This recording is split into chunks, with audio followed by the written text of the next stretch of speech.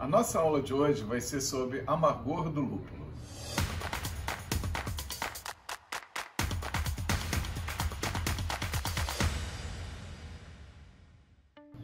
Olá!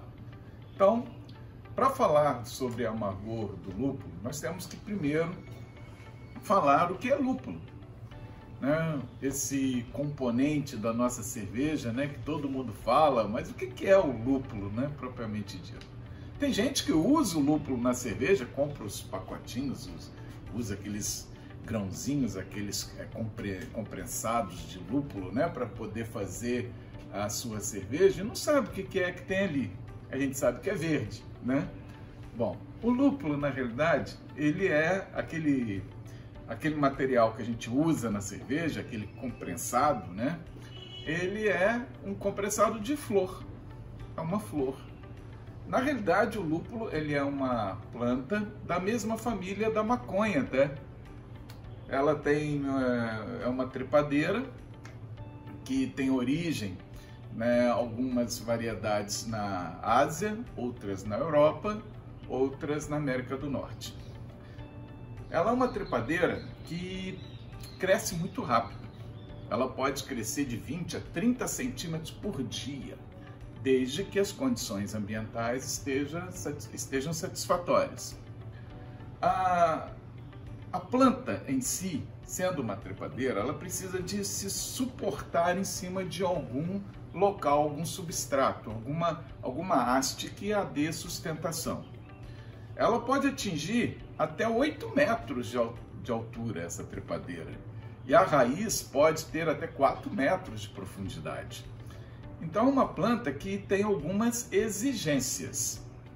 As principais exigências da planta em si, para ela ter um perfeito metabolismo e uma perfeita produção de flores que vão ter, que é o componente da nossa cerveja, ela precisa principalmente de um local que tenha uma temperatura adequada à variedade que vai ser cultivada. Acredita-se que temperaturas acima de 32 graus Celsius, a planta já não tem um desenvolvimento perfeito. Então ela é mais indicada para temperaturas mais amenas. Mas o mais importante para o lúpulo se desenvolver é a luz. Ele precisa de luz solar de 12 a 14 horas por dia, em um solo tendendo a neutro e muito rico em nutrientes. É uma planta que ela é dioica.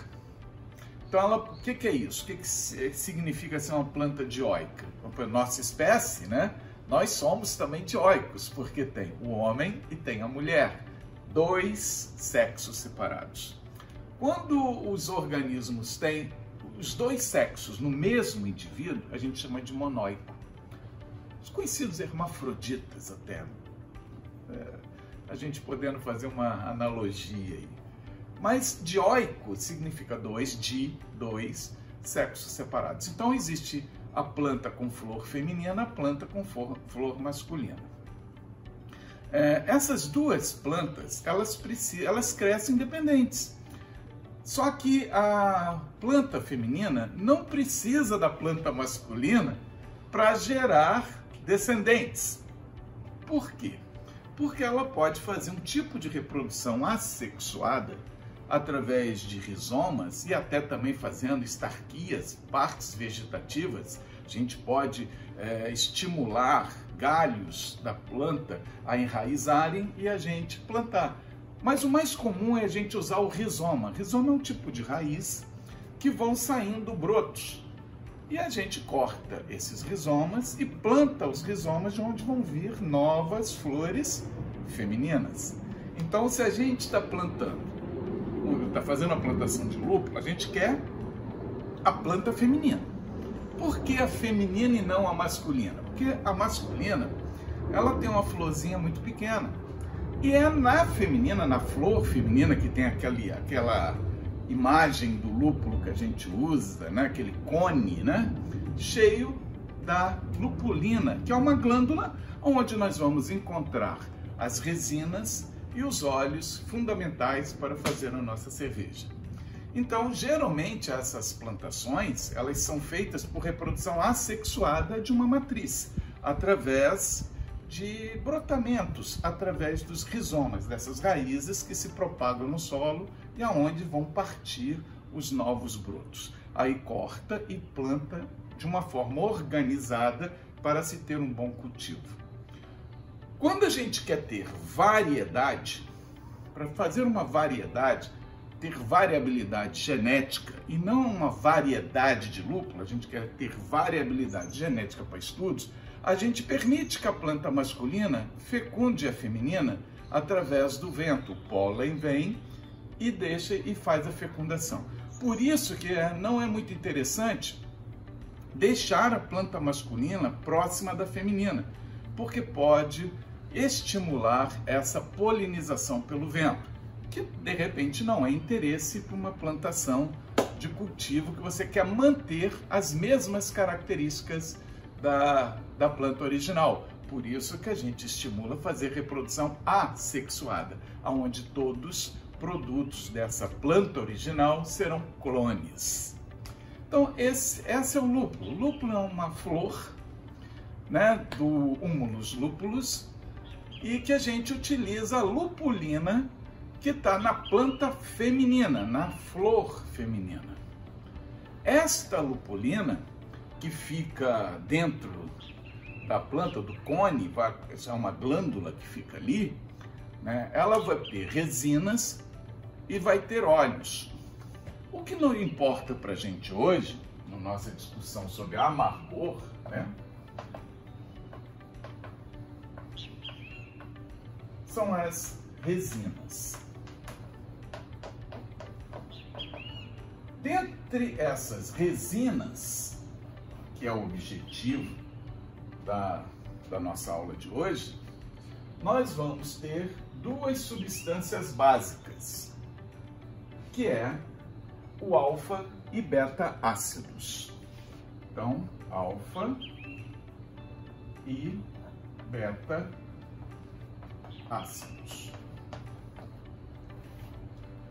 Essas duas substâncias conferem amargor, sendo que a principal substância para garantir o amargor do nosso lúpulo é o alfa-ácido.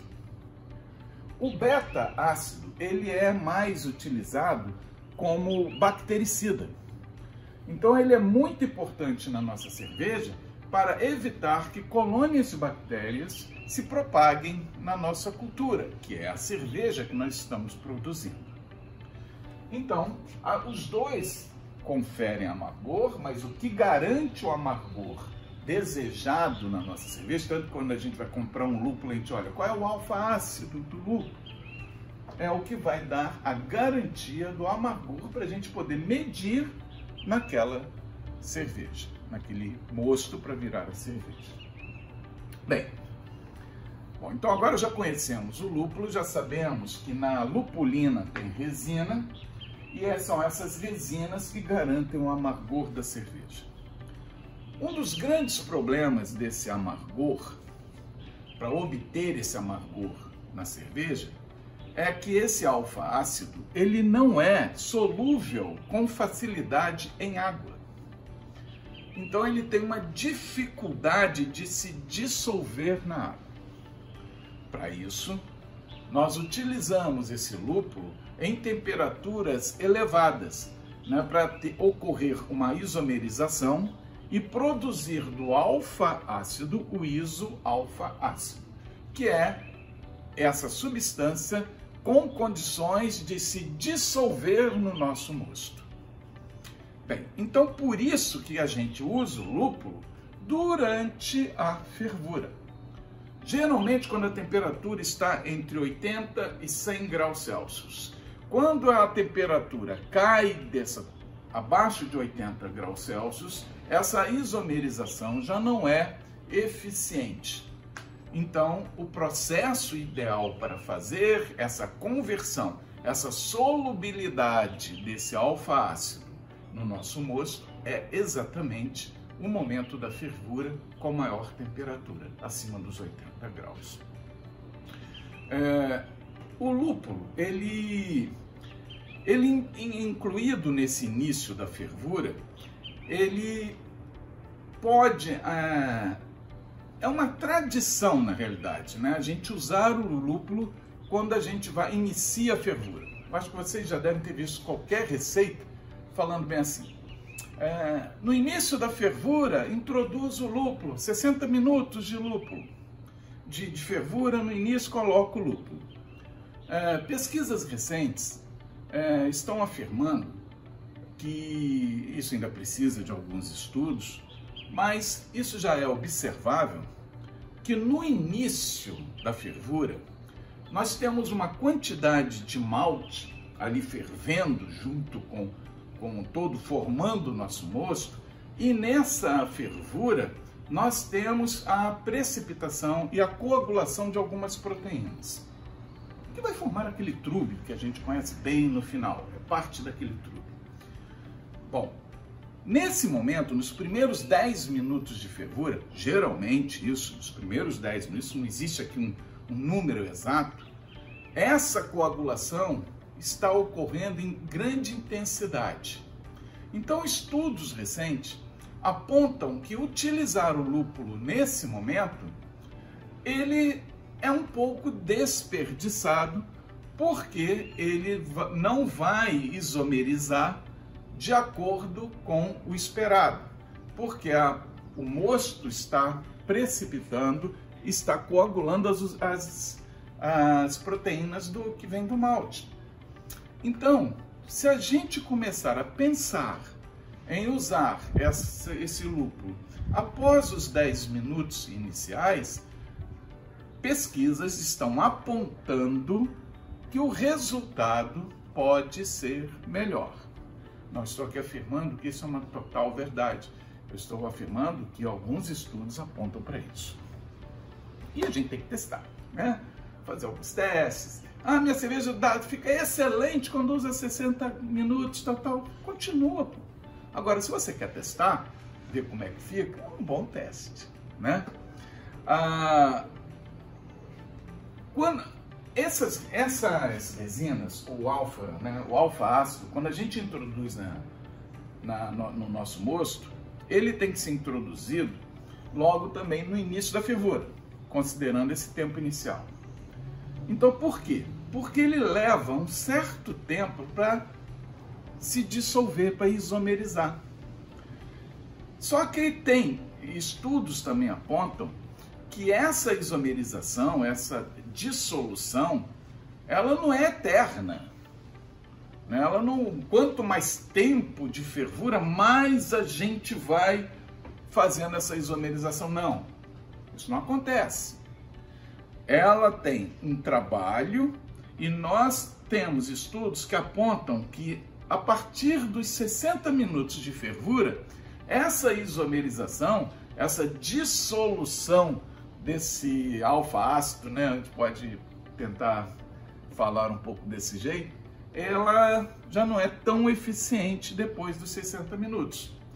Então, se a gente continua fervendo, tem gente que ferve 1h30, 2 horas, tudo bem. Só que a gente corre o risco de criar aquele amargor que arranha a nossa garganta, que muita gente gosta, outras pessoas detestam, que é aquele amargor ríspido que pode ficar residual na nossa cerveja. Então, 60 minutos é o prazo ideal para a gente poder ter essa isomerização perfeita. Além disso, não vai ser muito eficiente. Um outro produto que a gente tem que considerar é a comulona. Isso é bem discutível. Muitas pessoas seguem um caminho, outras pessoas seguem outro caminho em relação à consideração da comulona.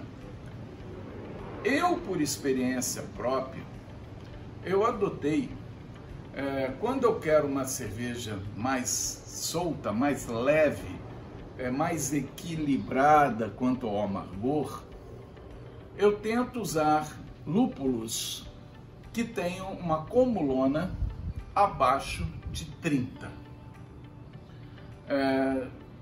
Não quer dizer que se usaram acima de 30 vai dar aquele amargor ruim, né? Não. Cada lúpulo se apresenta de um jeito. Mas para a gente poder generalizar, eu adaptei na minha cabeça que abaixo de 30 a Comulona, ela é mais segura e ficar uma cerveja mais equilibrada. A Comulona, ela é uma substância derivada do alfa-ácido também, por isso nós estamos falando aqui que vem dessas resinas. Muita gente, quando se trabalha com cerveja artesanal, não se preocupa com alguns fatores bioquímicos e físico-químicos da água nesse processo, do mosto na realidade. Um dos fatores fundamentais para que a gente possa ter um processo eficiente é o pH. O pH, ele, nesse momento da utilização do lúpulo na fervura, ele funciona melhor, essa isomerização, quando o mosto está com um pH entre 5,1 e 5,3. 5,2 a média, né? Nesse momento, é a hora que nós teremos essa conversão com maior eficiência. Não quer dizer que fora desse parâmetro, 5,1, 5,3, sua cerveja vai ficar ruim. Não, nós estamos apontando aqui o melhor.